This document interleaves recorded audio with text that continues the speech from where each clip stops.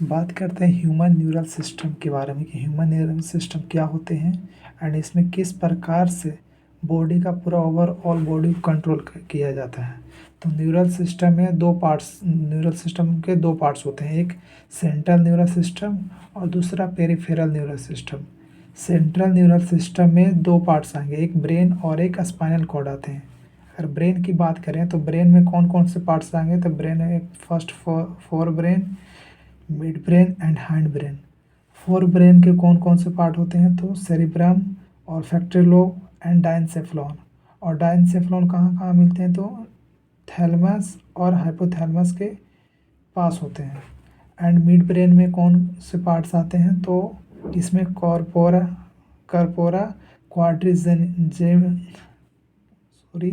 Quadrigemina आएगा। और hind brain की बात करें तो इसमें पोन्स आ जाएंगे, सेरिबेलम आ जाएंगे एंड मेडुला ऑब्लोंगेटा आता है हैंड ब्रेन में। एंड पेरिफेरल न्यूरल सिस्टम की बात करें तो पेरिफेरल न्यूरल सिस्टम में दो तरह के इसमें नर्व फाइबर्स मिलेंगे, एक एफरेंट फाइबर्स और एक इफरेंट फाइबर्स।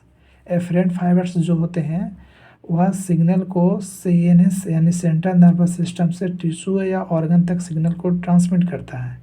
एफरेंट फाइबर्स कहाँ से कहाँ तक, सेंट्रल नर्वस सिस्टम से टिश्यू हो या फिर ऑर्गन तक जो सिग्नल को ट्रांसमिट करता है वह एफरेंट फाइबर्स होता है।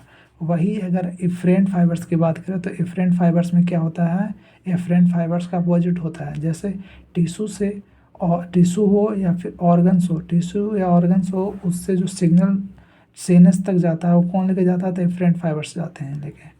और फिर अगर पीएनएस के आगे बात करें तो पीएनएस जो होते हैं इसमें दो तरह के न्यूरल सिस्टम मिले, एक सोमैटिक न्यूरल सिस्टम और एक autonomic neural system. Somatic neural system क्या करता है, इसमें सिग्नल सीएनएस से स्केलेटल मसल तक जाता है। स्केलेटल मसल चूँकि क्या होता है, वॉलेंट्री होता है, तो हम ये भी कह सकते हैं कि सोमैटिक न्यूरल सिस्टम में सिग्नल जो होता है सीएनएस से इनवॉलेंट्री ऑर्गन तक जाता है। एंड ऑटोनॉमिक न्यूरल सिस्टम में क्या होता है, सिग्नल जो होते हैं सीएनएस से सेंट्रल नर्वस सिस्टम से स्मूथ मसल तक जाता है। स्मूथ मसल कैसा होता है, इनवॉलेंट्री होता है। तो ऑटोनॉमिक नर्वस सिस्टम में हम ये भी कह सकते हैं कि सीएनएस से जो सिग्नल को ट्रांसमिट किया जाता है इनवॉलेंट्री ऑर्गन्स तक जाता है। इनवॉलेंट्री ऑर्गन्स में एक और एग्जांपल क्या होता है, कार्डियक मसल भी आते हैं।